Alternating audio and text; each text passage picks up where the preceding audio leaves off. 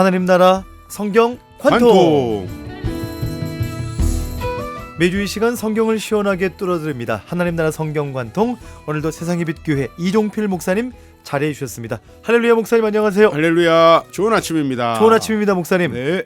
자, 지난주에 디모데 전서였습니다. 저희가 13권의 바울 서신을 여행하는 중이고요. 지역의 교회들에 보낸 편지 9권을 마치고 개인들에게 쓴 편지 4권을 공부하고 있습니다. 목사님. 네, 그렇습니다. 에베소에서 사역하는 디모데에게 참 구구절절 우리 이 시대에도 사역하는데 너무 중요하고 또 복음이 전파되는 이 교회들마다 너무 유익한 교훈을 주는 디모데전서 잘 살펴봤고요. 네. 오늘은 그 2탄 디모데 후서입니다. 디모데 전서 그리고 디모데 후서. 하나님 나라의 도구인 교회를 세워가고 있는데 필수적인 영적 진리가 가득했던 디모데 전서 기억이 나요? 네, 그렇습니다. 세상의 철학과 헛된 가르침이 특별히 에베소 지역에는 아주 많았다고 합니다. 어느 지역에나 많지만 특별히 그 헬라의 철학이 융성했던 지역, 그곳에서 진리의 말씀을 전파하라고 이렇게 하는 권면, 그리고 이제 그 안에 아주 구체적으로요, 남성에게는 어떤 영적 지도를 해야 되고 여성에게는 어떤 양육을 해야 되고 또 교회의 동역자들은 어떻게 세워야 되고 또 다양한 교회의 지체들이 서로와의 관계 속에서 어떻게 성장해 가야 되는지 아주 풍성한 가르침이 있었습니다. 좋습니다. 자, 그래서 오늘 디모데후서 더욱 기대가 되고요. 제목을 붙여주신다면요? 네, 오늘 제목 약간 비장한데요. 유언적 목회 지침. 비장하네요. 네, 유언이란 단어는 참 우리 마음 가운데 이게 마지막 언어잖아요. 그렇죠. 정말 내 마지막 부탁, 유언적 목회 지침, 정말 비장한 마음이 느껴집니다. 왜냐면은 디모데 후서가 바울이 마지막으로 쓴 편지라고 그렇게 여겨지거든요. 그리고 아마 감옥에서 마지막으로 보내는 편지고 본인도 알았던 것 같아요. 저는 아직 젊으니까 잘 모르지만 하나님께서 이제 부르실 때가 됐다. 나도 이제 하나님 품으로 갈 때가 됐구나.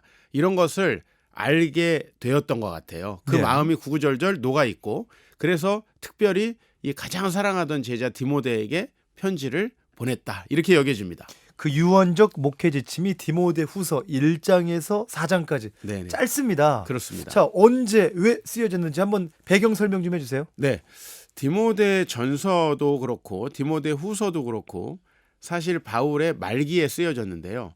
이 사도 바울이 이제 투옥되는 장면이 사도행전에 한번 나옵니다. 마지막에 보면 사도행전의 마지막에 이렇게 배 타고 가서 우여곡절 끝에 도착해가지고 감옥에 있으면서 말씀을 전했다 그랬는데 그거는 바울의 1차 투옥이고요. 사도행전에 나오지 않는 그 2차 투옥이 마지막에 있었다고 합니다. 그래서 첫 번째 투옥은 60년에서 62년, 마지막에 투옥은 67년에서 68년인데 이 두 번째 투옥 되었을 때 디모데 후서가 이 마지막 유언과 같은 마음으로 기록되었어요. 그래서 67년, 68년 하면은 우리가 누굴 생각해야 되냐면 네로 황제예요. 이 네로는 마지막 그 몇 년을 기독교 박해에 엄청난 공을 들였던 황제거든요. 그래서 그때 박해할 때 바울이 갇혔고 많은 복음 사역자들이 어려움을 겪었던 때예요. 그때 이제 바울이 갇혀서 마지막 순교하기 전에 썼던 편지. 그것이 바로 디모데 후서다. 그리고 이제 디모데 전서 진행주에는 그때는 투옥되기 이전, 마지막 투옥되기 전이니까 좀 마음이 다르겠죠. 그렇게 우리가 이해하면 되겠습니다. 오늘 유언적 목회 지침. 자, 간단히 내용을 한번 정리해 주세요. 네, 내용이 그 디모데 전서에서는 좀 구체적이고 여러 가지 구체적인 상황들을 가지고 이야기를 하고 있어요. 그런데 디모데 후서는 아무래도 마지막 그 마음을 전달해야 되니까 디모데라는 그 목회자 혹은 복음 사역자가 어떻게 바로 서서 끝까지 타락하지 않고 일해야 되는지, 특별히 제가 아까 말씀드렸잖아요. 이때가 복음 사역자들이 아주 탄압을 받던 시기. 에베소도 로마의 한 지역이거든요. 그렇죠. 그러니까 변심할 가능성이 많아요. 그것들을 염두에 두고 1장과 2장에서 계속 고난을 받으라는 표현들을 많이 하고 있어요. 고난을 받으라. 네, 고난을 받으라는 건 뭐냐면 괜히 잘 있는데 고난 받으라는 게 아니라 벗어나지 말고 사역의 자리에서 떠나지 말고 끝까지, 그래서 예수의 좋은 군사가 되라. 부끄러울 것이 없는 일꾼이 되라. 이렇게 하나님께 자신을 드리라는 말씀이 1장과 2장의 주된 내용이에요. 그리고 이제 3장과 4장은 아무래도 사도 바울이 지금 점점 더 이 교회가 어려워지고 로마 안에서 박해를 받는 시기잖아요. 그런 상황이죠. 어려운 그렇죠. 그러다 보니까 사도 바울은 이 미래를 아름답게 그릴 수가 없었죠. 예. 사실은 그 박해가 오래 지속됩니다. 그렇죠. 그래서 사도 바울은 이 말세에 우리 기억하시죠? 말세에 고통하는 때가 이르리니 하면서 3장을 시작해요. 예. 그래서 앞으로 점점 어려워질 것이고 로마 사람들은 점점 더 악해질 것인데 그 가운데에서 어떻게 복음을 끝까지 전할 것인가?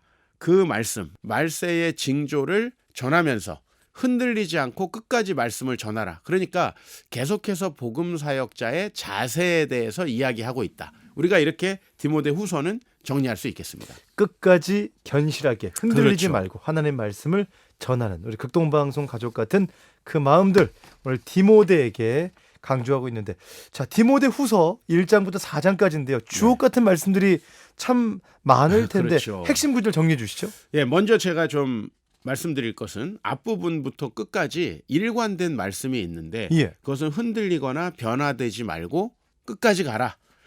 특별히 디모데에 몇 사람이 나와요. 예.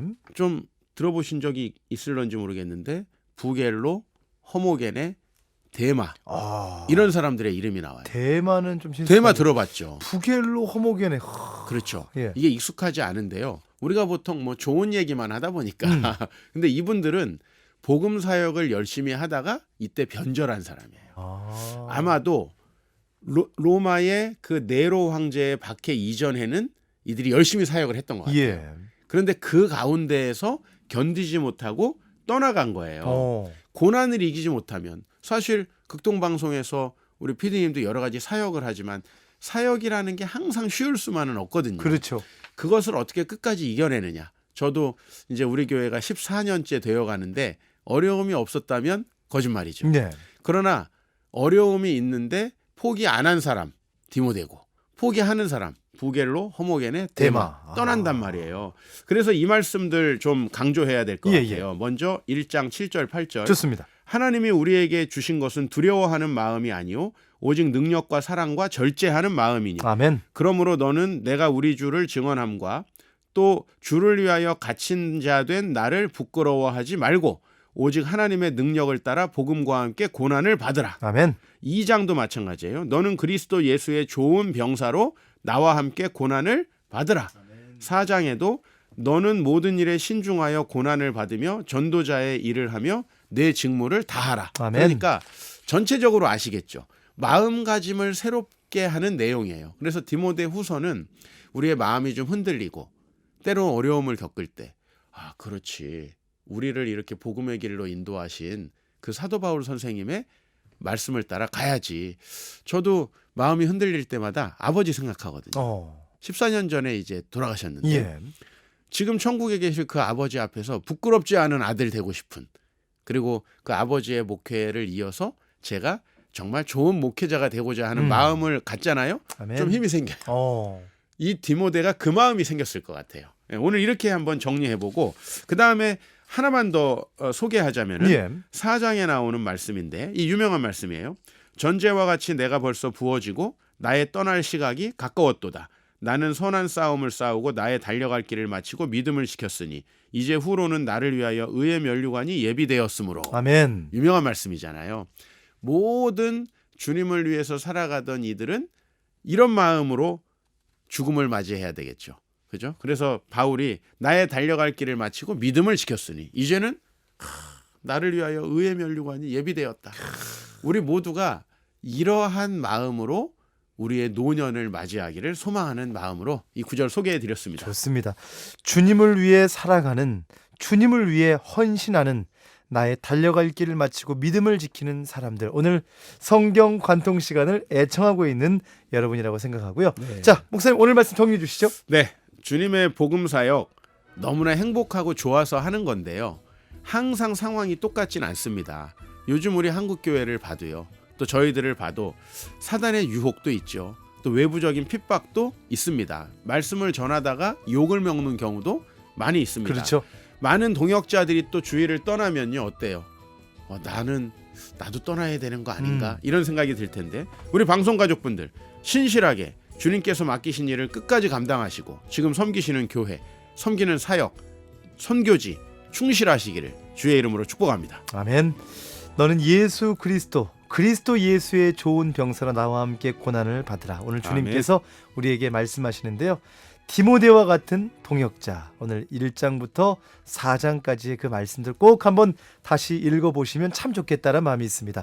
자, 다음 주는 디도서구에 함께 기도로 응원해 주시고 성경관통 오늘 세상의 빛 교회 이종필 목사님이었습니다. 고맙습니다. 한 주 동안 승리하십시오.